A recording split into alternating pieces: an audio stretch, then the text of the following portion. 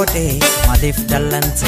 waan hin beekiin natti mufatte riba rafuu anoo cinqame halkaniif guyyaan boqonnaan dhabe Ainsi eegaan abdiin kutuu si maleen fedhu amma dhumaattu kootu kootu kootu kootu kootu anaaf jedhi kootu si malee jireenyaa dacheen naami jooytu kootu maaloo kootu as kootu kootu kootu anaaf jedhi kootu si malee jireenyaa dacheen naami jooytu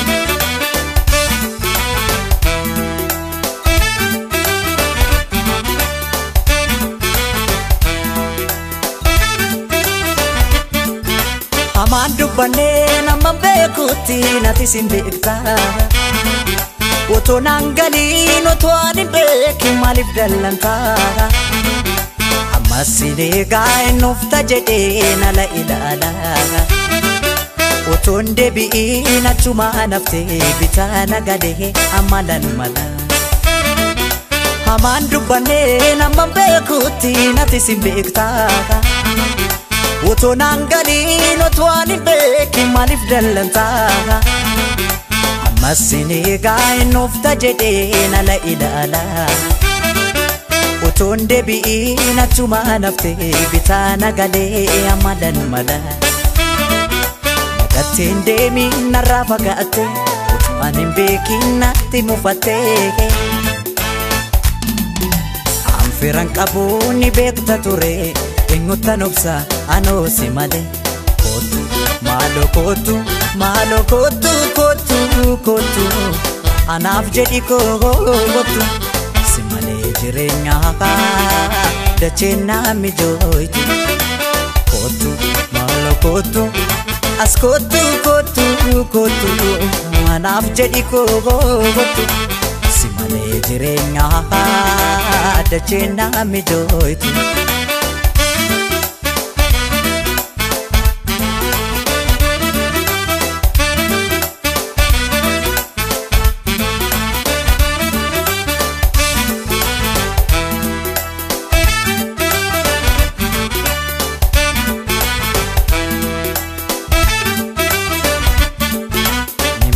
godhe maaliif dallante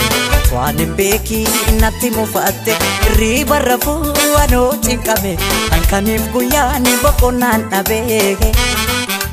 Ainsi eegaan abdiin kutuu si maleen fedhu amma dhumaattu kootu kootu kootu kootu kootu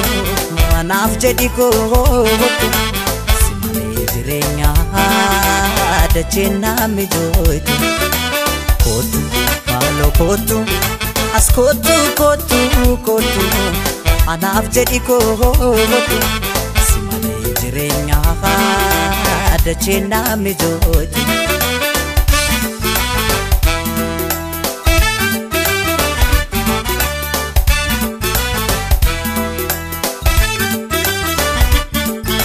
Otoo na beektu ati si dhabee jiru nakkanaan taane Anumaan beeku maan argine deemu kee malee Jaalala dheebuun bargaarii miti maqaafuun tolu Deemte jedhee nagante jedhee hormattoo deessuun annatti hin tolu Otoo na beektu ati si dhabee jiru nakkanaan taane Anumaan beeku maan argine deemu kee malee Jaalala dheebuun bargaarii miti maqaafuun tolu Deemte jedhee wallolle jedhee hormattoo deessuun annatti hin tolu Nagateen deemiin narraa fagaatte otoo ani hin beekin natti mufatte Anfiran qabuun ni beekta ture eenyutan obsa anoo si malee kootu maaloo kootu maaloo kootu kootu kootu anaaf jedhi kootu si malee jireenyaa dacheen naami jooytu kootu maaloo kootu as kootu kootu kootu anaaf jedhi kootu